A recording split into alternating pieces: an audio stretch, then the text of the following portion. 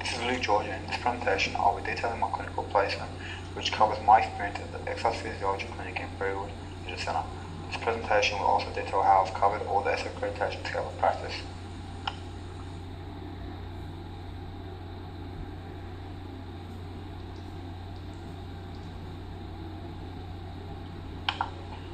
One of the scale details how an exercise physiologist screen patients and conduct risk stratification in order to provide appropriate exercise and physical activity intervention.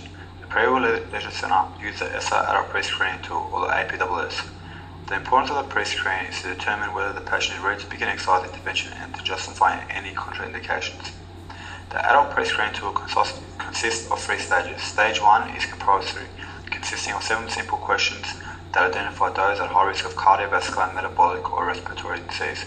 When a person responds positively to one or more of the questions of the APSS, he or she is advised to consult a physician for physical activity participation clearance. If a person answers no to all the questions, the patient is cleared to begin light to moderate activity. Stage 2 and 3 are optional and used to screen for moderate to low risk individuals. The second stage is to be completed by a qualified exercise professional to examine the cardiac factors and medical history.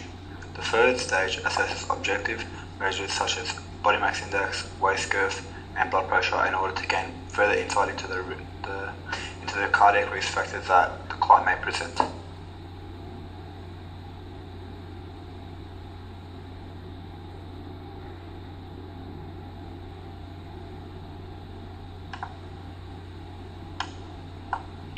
Of the scope of practice, assessing and presenting movement capacity in people of all ages on levels of health, well-being, or fitness prior to beginning exercise intervention.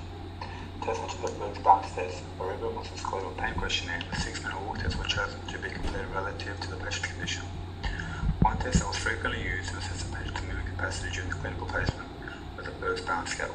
The Berg's balance scale is a functional balance test that comprises of a 14-item scale designed to measure both static and dynamic balance as well as assessing impaired postural conditions. Berg's balance test is considered to be one of the most commonly used balance tests within the clinical setting, which is supported by studies such as Mancini-Horrocks 2010 and Langley-McIntosh et al. 2007. A systematic review conducted by Downs, Marquez and Cherrill in 2013 was also performed to determine its inter-rater reliability and absolute reliability. The 11 studies assessing concluded the Berg's balance test was found to have a high inter-rater reliability and acceptable absolute reliability when assessing clinical important changes in individual subjects. Also, individual studies such as Perelman and Silva 2013 were also found to have a high reliability in assessing risk of falling in elderly populations.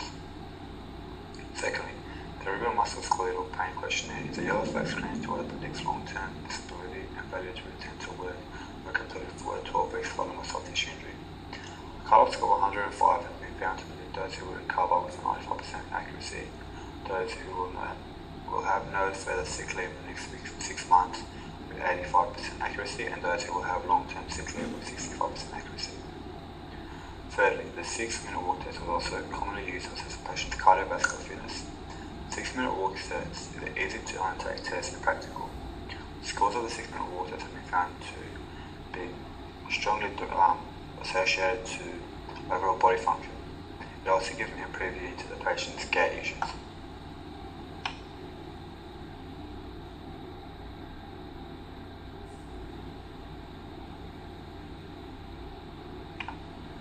The development of a safe and effective exercise intervention needs to be individualized to ensure safe and effective exercise intervention based on the client's goals, physical capabilities, and current health status. In addition, it is vital that exercise prescription is supported by evidence-based practice guidelines. For my clinical placement, I've had the opportunity to meet the scope of practice of creating safe and effective program interventions for various clientele with various chronic conditions. Below is an example of demonstrating how I've met the scope of practice. This case study involves a 46-year-old female experiencing lower back pain, obesity, diabetes, and depression.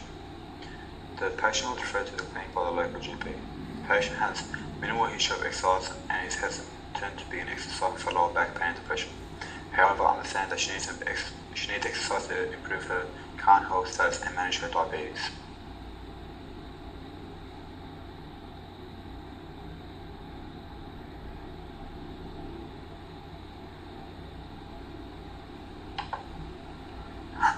This program was developed based on evidence-based practice Studies assess exercise prescription for patients with type 2 diabetes. A number of studies were assessed, including a systematic review by Horton et al. In 2010 and a systematic statement from the American Heart Association by Maverick et al. In 2009. In review of the current evidence available, the benefits of exercise for the management of type 2 diabetes is strong, such as stabilization of plasma glucose in the acute phase, increased cardiorespiratory fitness levels, insulin resistance, and decreased body fat percentages.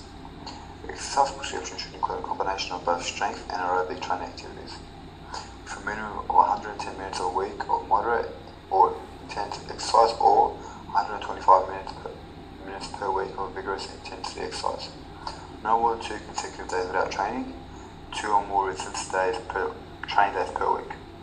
This exercise intervention therefore meets 2.3 of the scope of practice, as they abide by evidence-based recommendations.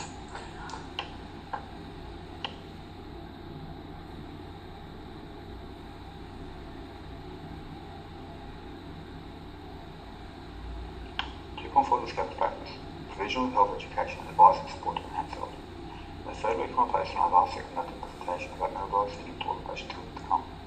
It is believed metabolic syndrome, formerly known as syndrome X, currently affects 90% of the total Australian population. It was described as a class of the most dangerous heart attack risk factors involving insulin resistance, raised blood glucose levels, abdominal obesity, high cholesterol, and high blood pressure. Genetics, physical inactivity, aging, pro-inflammatory state, and hormonal change will also play a role. Description of the criteria involving blood triglyceride levels above 150 mg, blood pressure above 130/85, blood glucose levels above 110 mg, and gender-specific HCl levels were also defined, with corresponding tests being conducted on the spot. Questions and answers were conducted at the end of the presentation, aiming to provide a client-centered approach.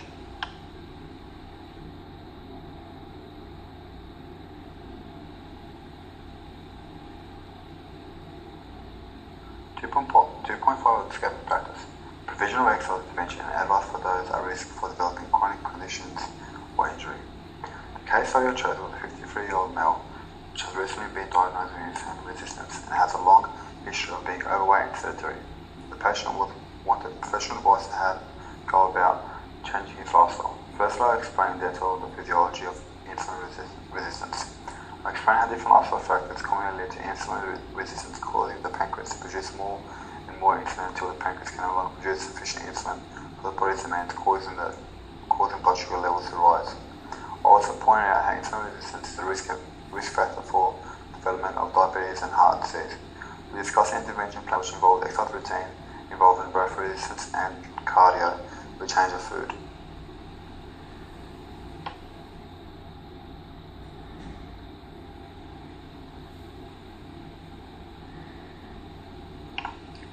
.6 of the scope.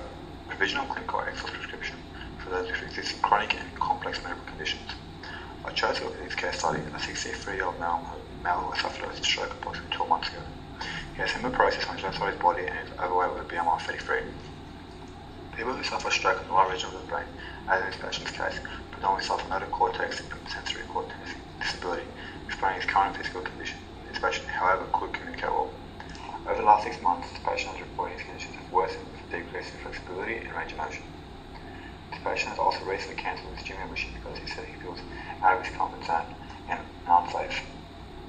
Research has found physical rehabilitation occurs within the initial 6 weeks post-stroke, where the brain has been found to be most susceptible to neuroplasticity. However, ongoing exercise compared to non-ongoing exercise has shown to improve quality of life and maintaining physical capabilities.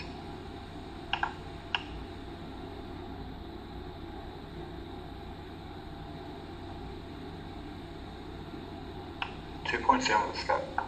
Provision of rehabilitation and advice for patients following the acute stage of injury, surgical intervention, or general recovery to restore functional capacity and well-being.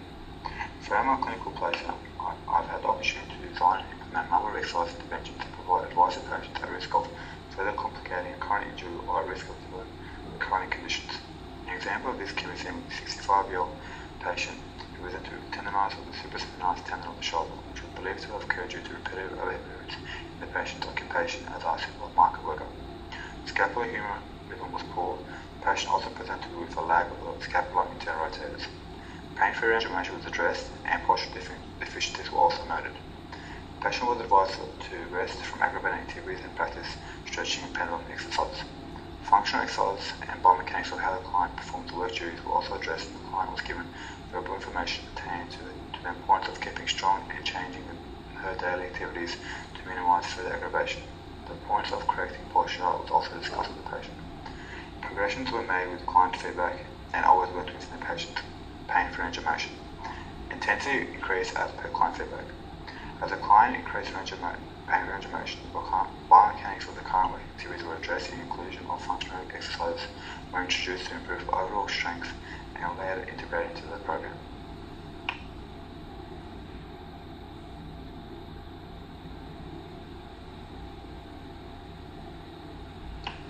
My volunteer clinical placement was completed at pre-orders with someone. This is considered to be a tertiary level of healthcare as a clinical presentations are more chronic in nature and generally following through the continuity of the care of patients. However, many of the tasks I complete throughout this placement may often overlap with different levels of healthcare.